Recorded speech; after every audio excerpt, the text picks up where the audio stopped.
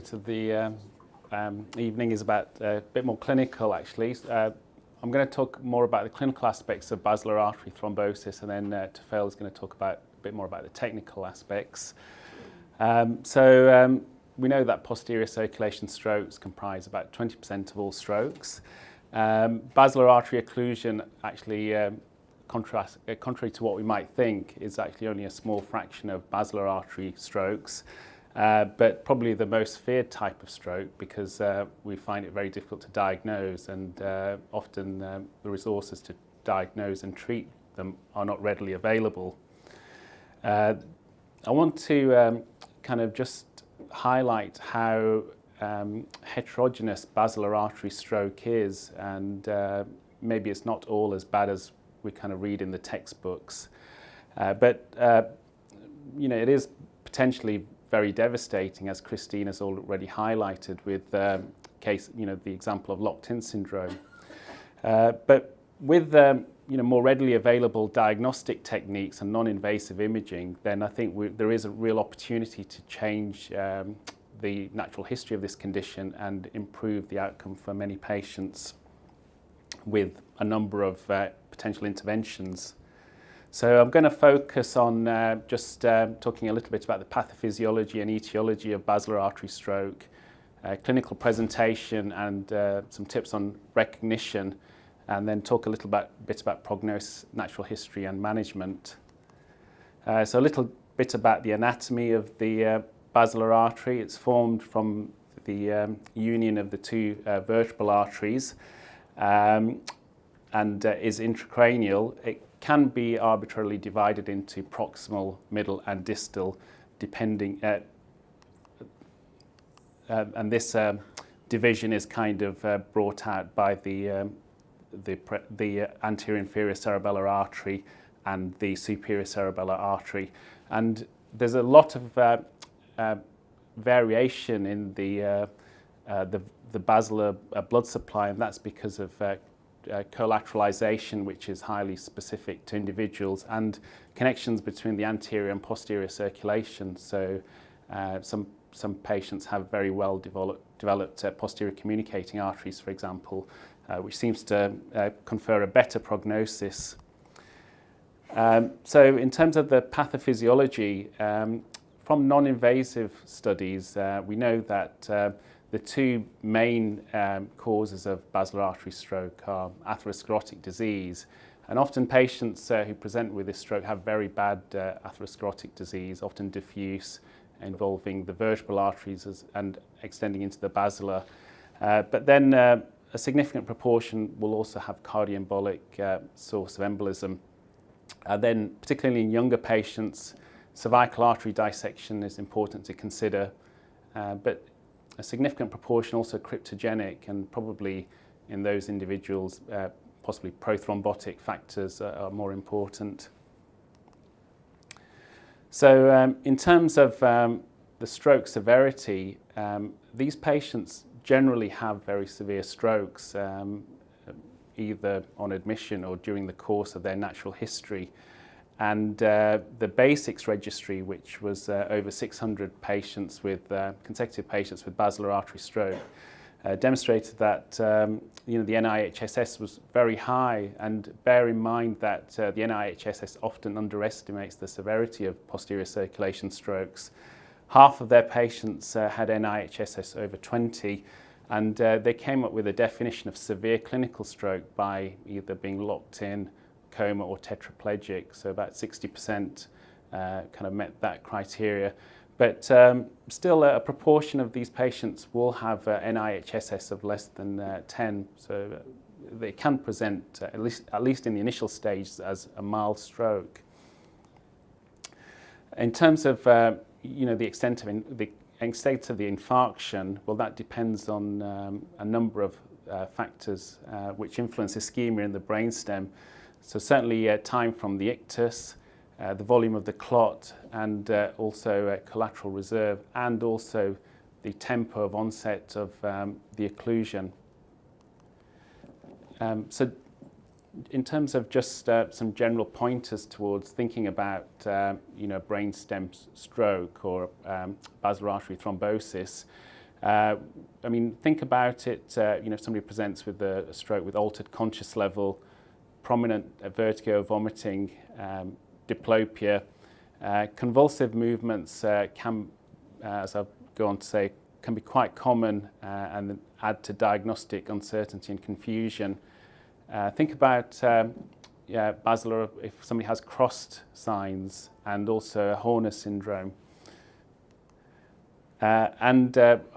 Just going back to the anatomy, we can arbitrarily divide basilar artery thrombosis into those which present with a distal basilar syndrome, and that's sometimes called top of the basilar artery syndrome. So they can have a kind of whole range of clinical manifestations which can be confusing. So they can present with prominent psychiatric symptoms, hallucinations, drowsiness and amnesia, which reflect thalamic involvement, and then also midbrain involvement, which manifests itself as ophthalmoplegia, often a paranose type picture where they have problems with the upgaze and convergence and pupil abnormalities. And then the more classical kind of pontine basilar artery syndromes, where they have horizontal gaze palsy, bulbar problems, and cranial nerve deficits. And it's not just an arbitrary distinction. I mean, there is a correlation. For example, the distal basilar artery syndromes, they may, because a lot of these things are not picked up on the NIHSS, may have a lower NIHSS score. They may, because if you think that the top of the basilar artery is essentially a dead end, they're potentially more likely to have an embolic cause. And they said that the prognosis of the top of the basilar artery syndrome may be better than that of the proximal pontine infarcts. Hallmark of basilar artery occlusion is really loss of consciousness or drowsiness, and this really reflects damage to the reticular formation, which is a diffuse collection of neurons just running dorsal in the brainstem, adjacent to the fourth ventricle, runs up the brainstem and has connections with the thalamus and then projections onto the cortex. These excitatory projections facilitate arousal, and damage in basilar artery stroke leads to what we commonly see as a very depressed GCS in some patients. But not all patients with brainstem stroke are obtunded or drowsy. If the bulk of the damage is ventral, then these patients can have entirely preserved consciousness and just have problems with gaze, paresis, tetraplegic and mute. And until the untrained person, this can happen even on ITU, the nurses or the doctors, they record a very low GCS but don't test the eye movements. If you go and test the eye movements, then they can actually respond to commands and understand what you're saying. So it's very important not to miss this syndrome, which is said to have a generally poor prognosis, although with improvement in rehabilitation, it's maybe a mistake just to be influenced by the high publicity patients who want to commit euthanasia, because some patients do have improve with time. I talked about convulsive movements in brainstem stroke. So one of the features which can maybe make you think about basilar artery syndrome. So this has been systematically looked at. About 25% of patients with pontine stroke will have, for example, tonic posturing, jerks or twitching at the onset of the stroke. And it's important to kind of, for example, if they have long tract signs, some of the other features I've mentioned, is think about basilar. Very often some of these patients end up on MAU and mistakenly classified as having seizures, epilepsy or encephalitis. For example, if they have a fever, many patients with brainstem stroke do have fever anyway as part of the syndrome. It's not an epileptic phenomenon, it's more likely to be just an ischemic stress response of the corticospinal tracts. So just a clinical example. This is a patient, a 30-year-old female who came into the MAU with a 4-week history of headaches and episodic visual symptoms. GP had recently changed her to a different brand of the combined oral contraceptive pill. And when she came in, she had a headache and transient loss of sensation, clumsiness in her right hand, also transient amnesia. So the initial scan, Tafel is just going to talk about this patient a bit later on in more detail, but was reported as an artifact in the posterior fossa. She then actually made a round trip to New York to celebrate her 30th birthday, where she developed a hemiparesis and then caught the first flight back home to Leeds. And then the penny clicked. She had a CTA which showed a basilar artery thrombosis. But my point is that a proportion of patients with basilar artery thrombosis will have these heralding or prodromal symptoms, which are very transient and they can represent TIAs, but they can be more non-specific. So, for example, just headache or dizziness. And about 20% of cases will have this. It can go on for weeks or days. And certainly in some patients, it represents a pre-occlusive phase of the disease. And we can imagine that they may have a stenosis, for example, in the basilar artery. And this is just progression of their problem. But I've certainly seen patients who, if we've imaged their basilar artery and they've had these symptoms and their basilar arteries have been clear, and then they've gone on after several months to then develop basilar artery thrombosis. So whether it signifies low-grade thrombus in perforators, that's a possible explanation. So in terms of when does the basilar artery occlusion start? It's very easy to, somebody who presents with an abrupt onset, bang, they're in with a GCS of 3, you can predict that that's when the occlusion occurred. But with these stuttering onset and then a stepwise progression, that's another pattern, and you can get any combination of these patterns. It is more difficult to determine when the onset of the occlusion is, and then also when, how does that guide your therapy? When is the time window? Certainly with these kind of progressive patterns, there is a tendency to extend the time window, particularly if they've got, still residual neurology, neurological function to salvage. And in the kind of studies, it tends to be where the first kind of major neurological deterioration occurs, and that's when the occlusion is taken to have occurred, rather than these prodromal stuttering, prodromal transient symptoms. So it's something just to bear in mind if you're thinking about offering intervention.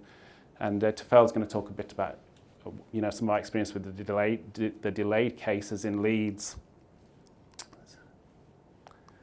In terms of what is the natural history of this condition, we always think that it's very bad, but one of the and certainly that was the case when we didn't have non-invasive imaging, and patients with obtunded would have angios, and that we're probably selecting out a group with very poor prognosis. Mortality in the textbooks is reported as being 85%, but in the era of non-invasive imaging and antithrombotic medication, it probably isn't as bad as that, but it's not good. So one of the things that really does influence the natural history is the baseline NIHSS score. So if you have a very bad NIHSS score at the onset, you will probably do badly from basilar artery thrombosis. And in the BASIC study, they did try and dichotomize between patients with very severe stroke and mild stroke. And obviously the severe cases, we're talking about NIHSS of 20, does kind of correlate almost with the, what's in the textbooks. But the milder strokes, maybe the natural history is not as bad. Although, about half of them do go on to progress and have, very severe disability. So one of the things is, which ones of the mild strokes are going to progress and which ones are going to be stable. That's a research question that needs to be answered. How can radiology help us? Well, the basilar artery hyperdensity gets a lot of attention. It's said, that it can be very specific, but I think it has low sensitivity, and in our experience in the population that we're dealing with, which are usually elderly patients with atherosclerotic disease, I don't think it's that specific either, because often they have calcification in the basilar artery. But you know, something to maybe look out for. Many of us have access to CT angiography now, and this is a much better test. So what you're looking for is kind of loss of opacification in the basilar artery, so compared with the internal carotid, it can be reconstructed angiographically to show a thrombosis. So this should be the first line investigation, and you know, ask for it if you're suspecting this condition in somebody with a posterior circulation stroke. Does MR help? Well, I mean, we've not used MR really in our clinical practice. Often these patients are very unwell. They're not going to tolerate MRI scan. Some people have used it to help with prognostication. So, you know, perhaps patients presenting late, you know, is the brainstem salvageable? But, you know, it's possible. So you could use a DWI lesion in the hyperacute phase to see, you know, whether there's been extensive injury. But a word of caution is that some of these very hyperacute DWI lesions can in fact be reversible, and reversibility is a predictor of a good prognosis. So maybe not all that good to just rely on the DWI. So just kind of talking a little bit about treatment. Well, things to consider are that in this condition, which some patients will do well in with just conservative treatment, maybe about 40% with mild, you know, stroke presentation, a significant proportion will do badly. And many of these patients who present with milder strokes will progress, and we cannot really predict very well why, you know, which ones are the ones that maybe you don't need to do that much about. This condition has a lot of heterogeneity, both in terms of the pathogenesis and the presentation.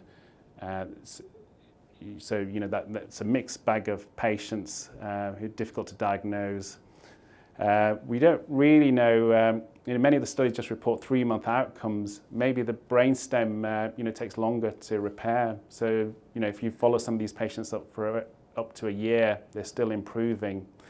So that's something, you know, maybe that is not really brought out in some of the studies. We're comparing two treatments which have very different time windows. So by the time, you know, IA therapies get started, you know, it's probably beyond 6 hours, and, you know, IV thrombolysis is given early. So it's often, you can compare what we do pragmatically in clinical practice, but it's difficult to say, you know, which is actually truly the more efficacious treatment. There's no randomized trials. And much of the data which we use to inform our practices is based on historical data, using old devices and old techniques. And recanalization is important, and Christine's highlighted how important it is in you know, anterior circulation strokes. But from the experience in basilar artery stroke, it may be slightly different. I mean, recanalization certainly predicts survival, but perhaps it only accounts for a small proportion of the variance in terms of functional outcome. So there may be lots of other factors which are working alongside recanalization, which we need to find out what those are to select the best patients. Because we seem to be able to recanalize these patients pretty effectively, especially with the newer techniques. And just to highlight how recanalization doesn't always alter the natural history of basilar artery stroke. This is a gentleman who we saw in A&E who came in with a pure motor stroke, a left hemiparesis, and he actually woke up with this, we think about 3 o'clock in the morning, and it was about 9 when we saw him. And we kind of, we had access to CTA, and the reason we thought we'd do a CTA was because maybe an big anterior circulation stroke, and maybe we could have given him IA. But to our surprise, and this emphasized the importance of the more you look, the more you'll find, is he had a basilar artery thrombosis, so you can see the kind of a small central filling defect. So we were in there very quickly, and he had a thrombectomy done, and he came back from the angio suite. His NIHSS was 3, 2 hours post-procedure. The next day, what do you think happened? His GCS had dropped to dropped to 4, I think. GCS had dropped to 8, and he'd basically developed malignant edema in his left cerebellar hemisphere, and hydrocephalus. So then had neurosurgery.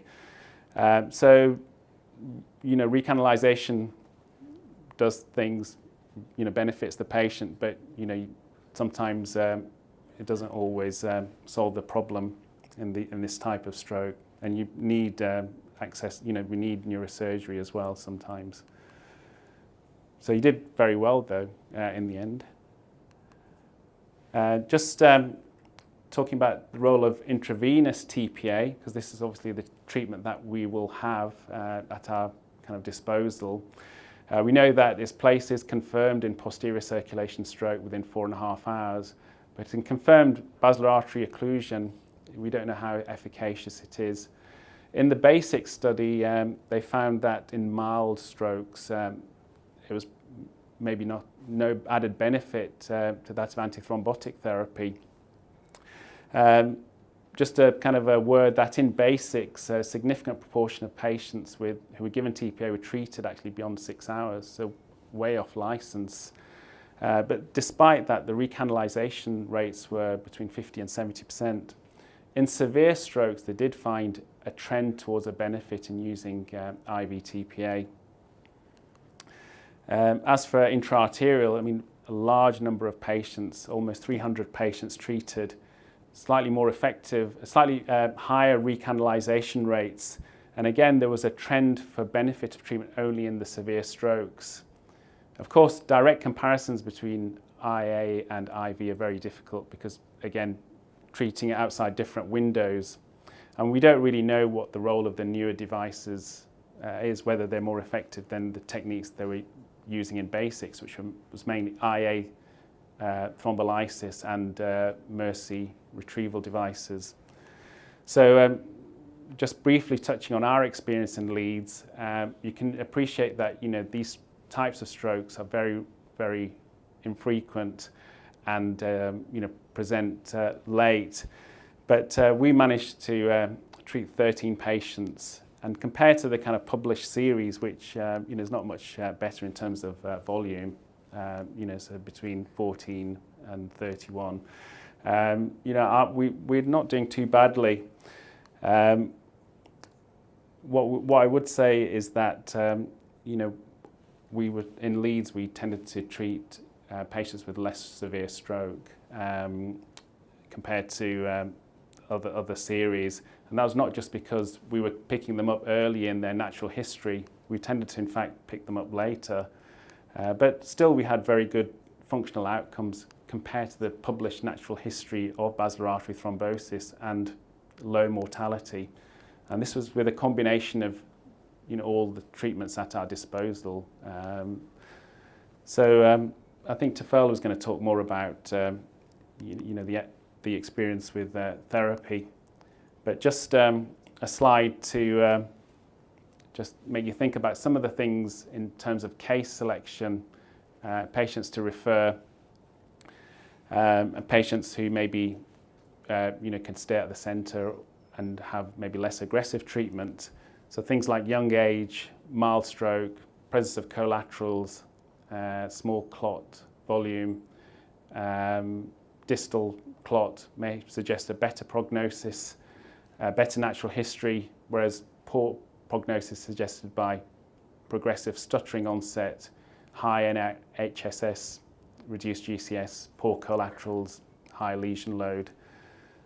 So things to consider. So the take-home message really for this talk, I've tried to make it clinical and quick because I know that other speakers want to talk and give their message, is first of all to recognise the basilar artery thrombosis phenotype, because without actually recognising it and picking it up, there is no place for intervention. and the effects of intervention are going to be blunted.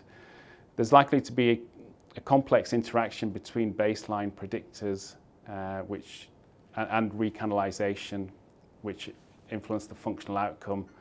From our experience and the limited published data, the newer devices show promise and appear to be safe. They seem to be associated with lower mortality and possibly better functional outcomes with a higher recanalization rate than published with older techniques.